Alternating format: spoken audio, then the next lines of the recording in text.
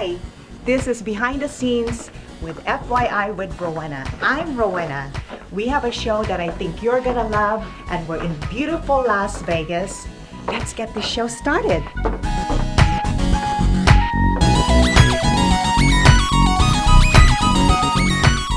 It's been a dream of mine to one day host a TV show that empowers, inspires, educates, and entertains. A show with and about everyday people. The message of the show is that we all have the power to change our lives, inspire others, and dreams do come true.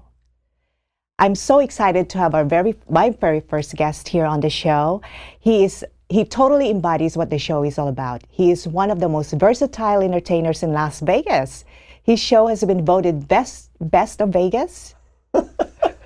I guess there weren't any shows 4 years in a row.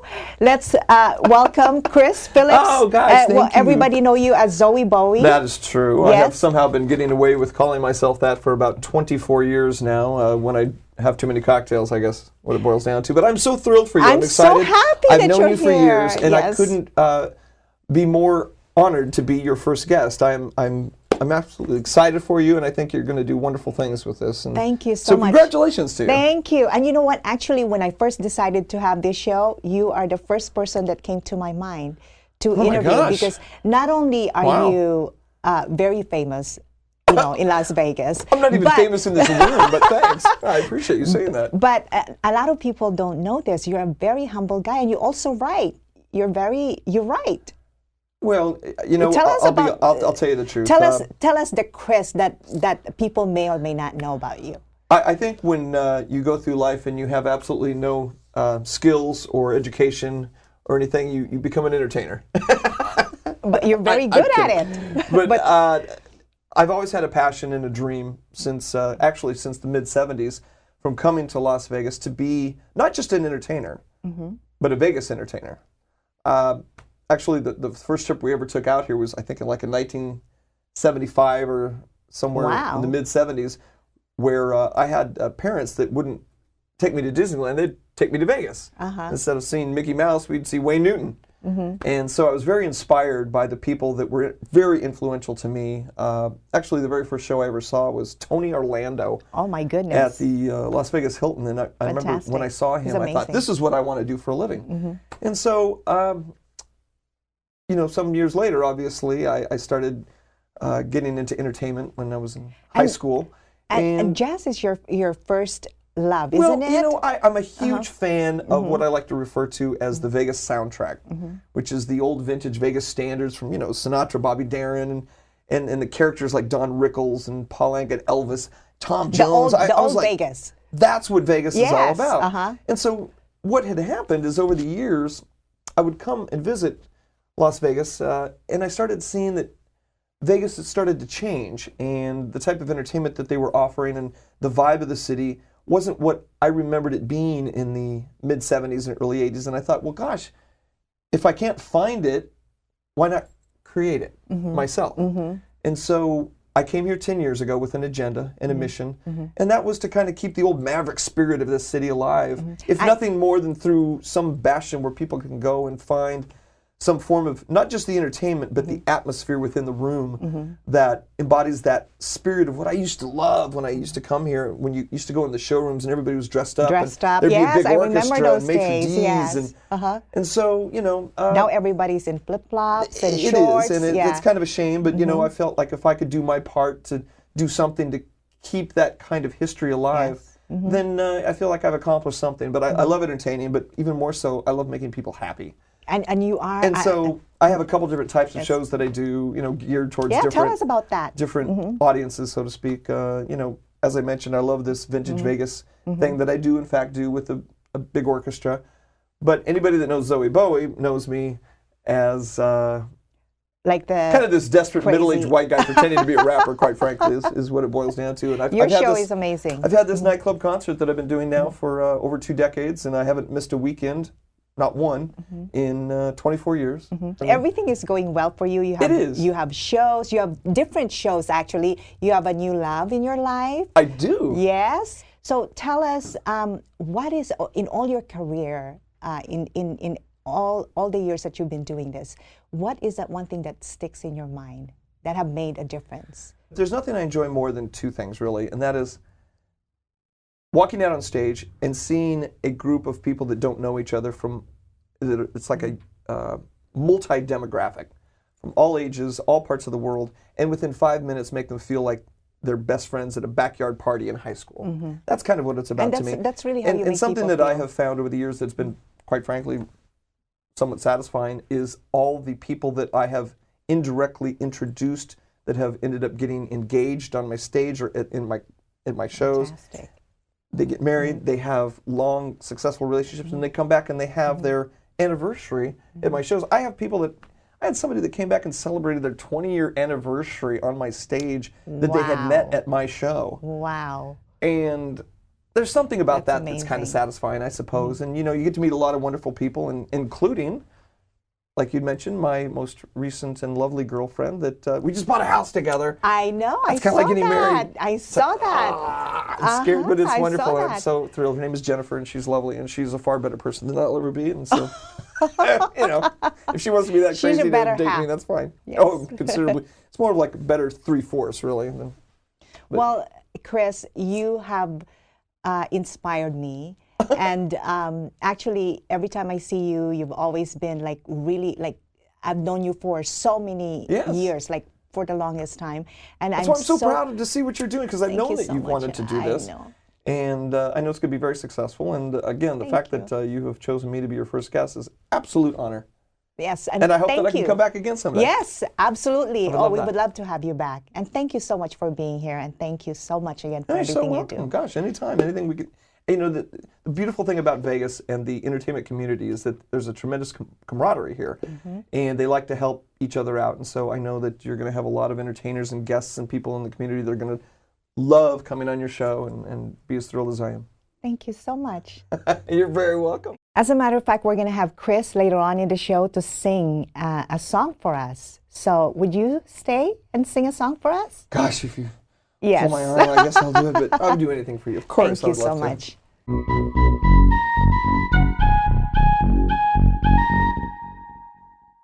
I'm so happy to have my next guest here with me. He saves lives. He's the Chief of Cardiology and Director of Cath Lab at Summerlin Hospital, the ultimate humanitarian and philanthropist, amazing father of two, and very funny man who can have a second career as a comedian, actually. He is also a very dear friend of mine. Let's welcome Dr. Khan, Dr. Zia Khan. How are you? Thank you, Rowena. Thank you. Thanks for having me. I am so happy that you're here today and we can talk about other things aside from just, being personal friends. And so you are interventional cardiologist. How does it differ from a surgeon, a general cardiology and a cardiac surgeon? Interventional cardiologists will actually go in and be more invasive, will actually go and fix a problem. For example, blocked arteries in the heart or in the carotid arteries, wherever symptoms may be. So he's actually kind of invasive. He actually enters the patient's body through a vascular system. The surgeon, now the lines between a surgeon and an interventional cardiologist kind of blur a little bit. A surgeon traditionally cuts open the patient, for example, a bypass, so it's a much more invasive thing.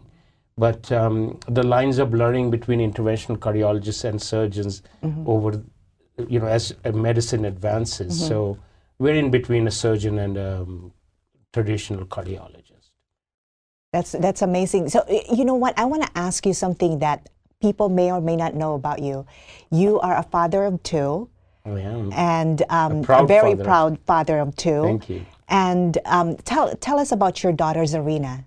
Well, Zarina is an awesome little girl. She is 6 years old and just very connected, very real, down to earth, kind person, taken all the traits of the family.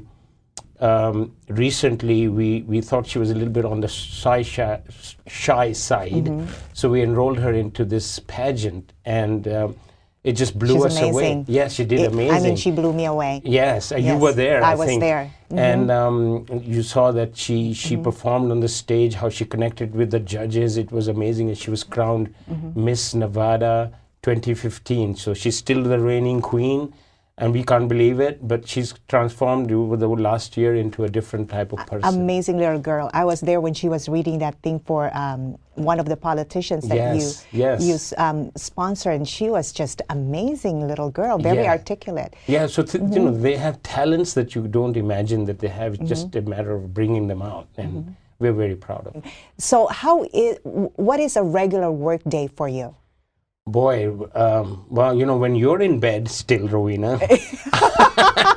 I was complaining to you. I know. Yes. At 6 a.m., my day starts early. My first case, first case is usually about 7 o'clock, so I have to be up and ready for that. And so I'll do a couple of interventional cases, whether it's angioplasty or just a diagnostic cardiac catheterization.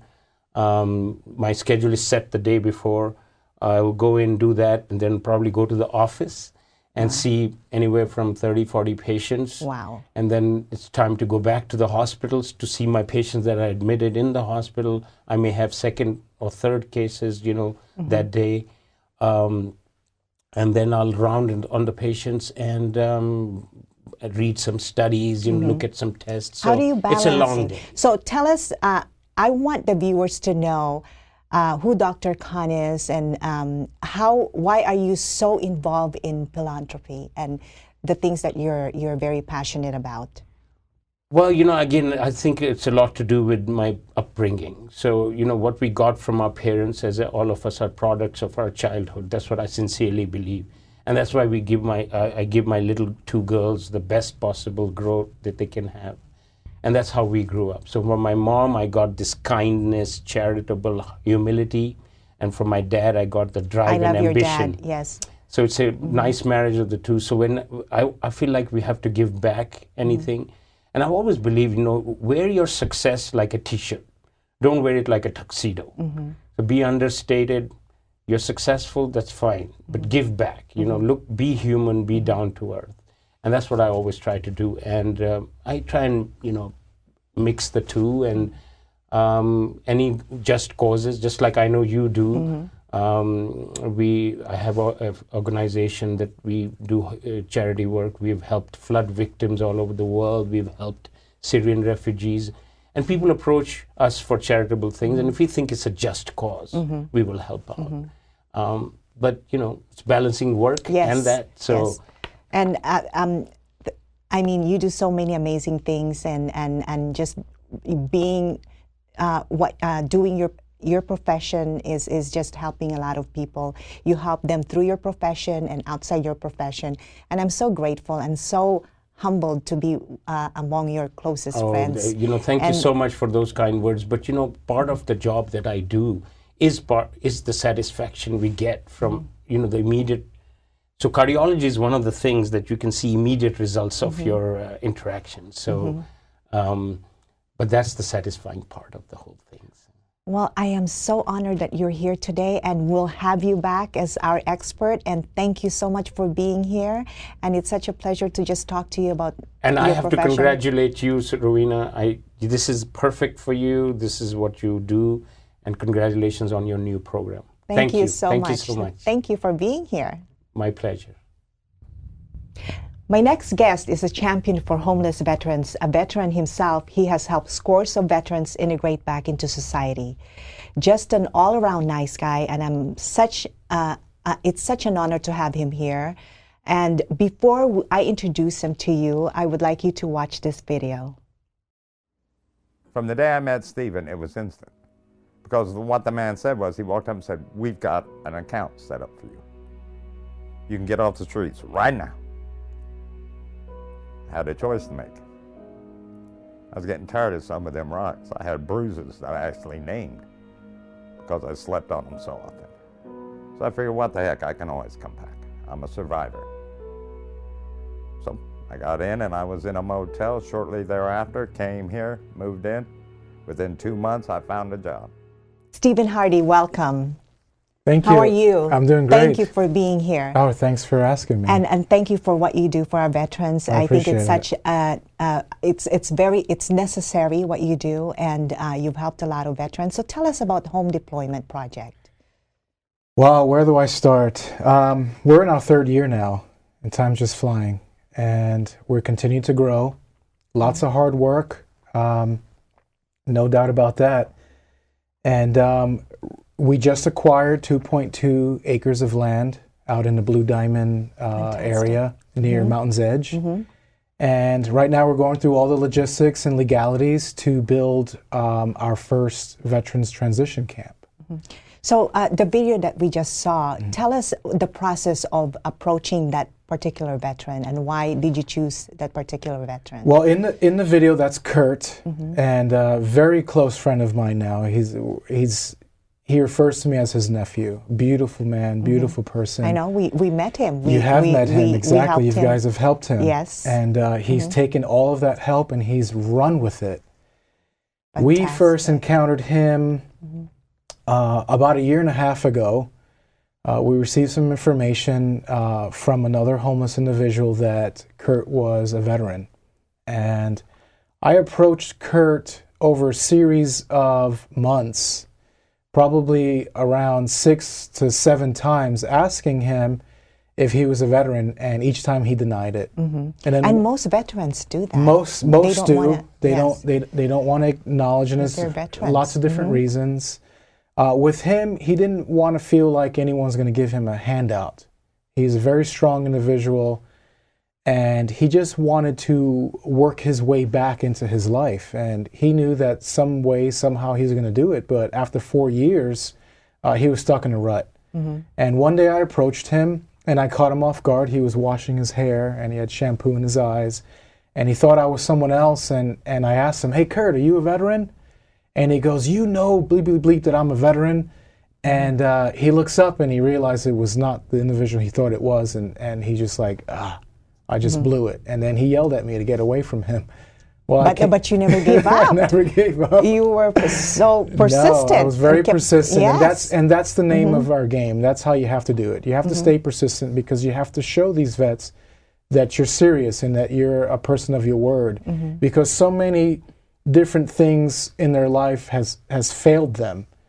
So many parts of the system has failed them. And a lot of these vets, most of them that we encounter are Vietnam era veterans. So when they came home to ugliness. They didn't come home to parades and a thank you. They came home to people spitting on them and beating them. And Kurt himself even had his head cracked open. Which is very sad. When he came home. They sacrificed so much to defend our freedom. And I know that you know this. My brother was a first Gulf War veteran, and he suffered from PTSD. Right. And when he came back, he was misunderstood. Right. And we didn't realize that he had PTSD. So, and you're aware of this because you help a lot of veterans that have PTSD. Right. And I suffer from PTSD myself. And how is it that a lot of people don't understand that? And how is it that there's a lot of veterans that are homeless?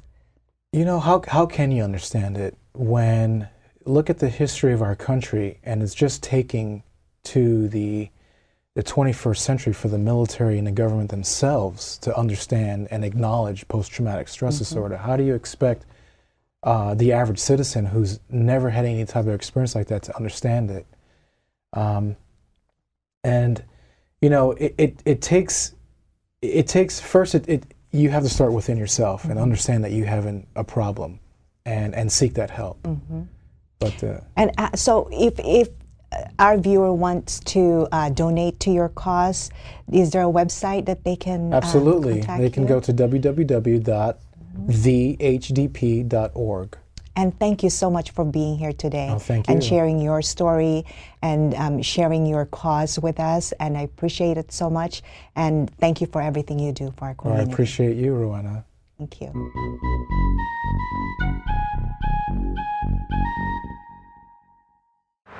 So we're here at Eastern Canyon Dental to surprise someone. Her name is Gigi, and she has no idea that we're surprising her for the makeover. So come on in with me. Okay, thank you. Bye. Hi, how are you doing? You look so pretty. As always. How are you? Listen. Yes. You know I have that show, right? Yes. And you shared with me your story and what you've been through, and I decided to give you a gift and be the person to for our makeover segment. No way. So we're gonna have your hair done, we're gonna have your makeup. So that's my gift to you for being such a beautiful person. Seriously? Mm-hmm. So they're both around 6 months. So you're gonna be on the used to show. giving to everybody else, and not for myself. I know. Whenever I come here, you make everybody so happy. So Thank you. So this is your time and you deserve it. I am so happy to give you this gift. Thank you. Oh my God, look at you. You look amazing. Thank you. Oh my goodness. you. How do you feel? I feel amazing. That's amazing. awesome. So tell me a little bit about you, just so the audience, the viewers know a little bit about you, like your story, what you went through.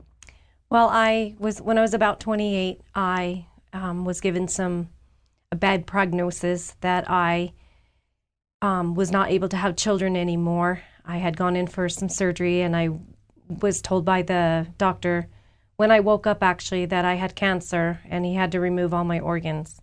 Wow. And so that kind of was a real life changer at that point.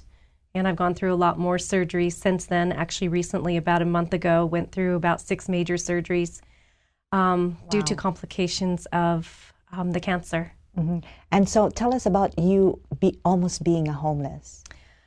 I moved to Las Vegas is actually when it happened, and I just fell on hard times trying to find a job and didn't have anywhere to go. And I was just blessed to have someone donate an RV to me, and I've been living in that for about 1.5 years. Don't have running water, I don't have anything, but I have a bathhouse. But I'm so blessed to be here. It's not what you have or where you live, it's just who you are inside. And your you know heart. what? You know what? This show actually represents people like you who have gone through so many trials and tribulations in their lives, who have made a huge difference. And you made a difference in my life just by knowing you. Because every time I go to the office and you always have this smile on your face, you always make people feel so good. And this is why I chose you. This is my gift to you, Gigi. Thank and you. They did an amazing job. You They look did. amazing. And if we can, I mean, there's a before and after picture of you, and it's a big difference. So what did Eric, because we had Eric, the celebrity stylist, do your hair. So tell me what he did with your hair. Well, I had long hair, Mm-hmm. just straight, and I gave him permission to do his thing, cut it off. That's what And he's an expert. Just do what you Yeah. want to do, and he transformed my hair, and it was just a blessing That's to amazing. have somebody with his expertise do such an amazing job for me. You look And I'm very phenomenal. proud of it. She has a thicker, medium to coarse hair, so if it got too many layers, it's going to poop out too much. So I wanted to keep it to where the layers were still going to work and make it a little bit more vertical, so that we can bring vertical into the face, so that everybody looks in the mirror and says, I look amazing.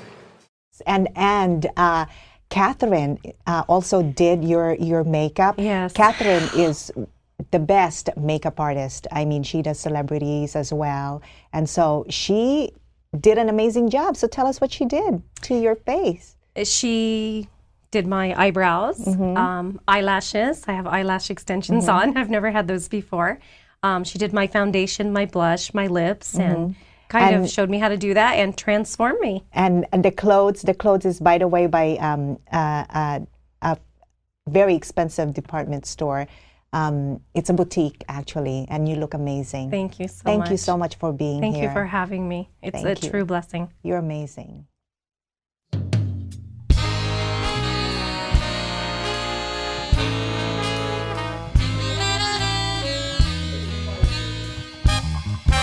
This one for the beautiful ladies. Something in the way she moves attracts me like no other lovers. Something in the way she moves me. I don't want to leave her now. No, I believe in how something in her smile that knows that I don't need no other lovers. Something in her style that shows me I don't want to leave her now. You know I be leaving how.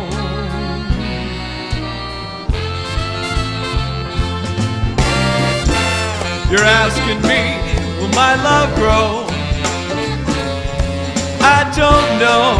I don't know. Stick around now and it may show. I don't know. I don't know. Something in the way she knows that I don't need no other lover.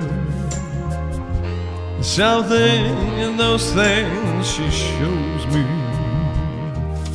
I don't want to leave her now. You know I be leaving now.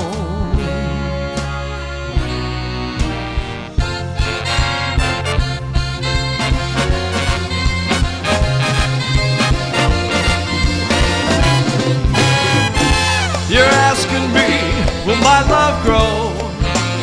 Oh, hell. I don't know. I don't know. Stick around now and it may show. I don't know. I don't know. Something in the way she knows me. All I have to do is just think of her. Something in those things she shows me I don't want to leave her now. You know I be leaving how.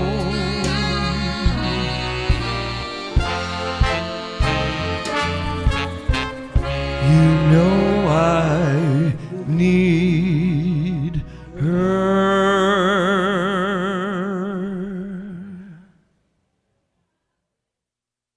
now.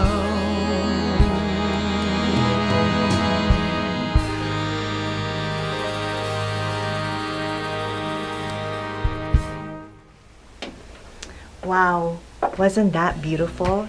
Well, folks, that's our show for today. I hope you tune in again next time for FYI with me, Rowena.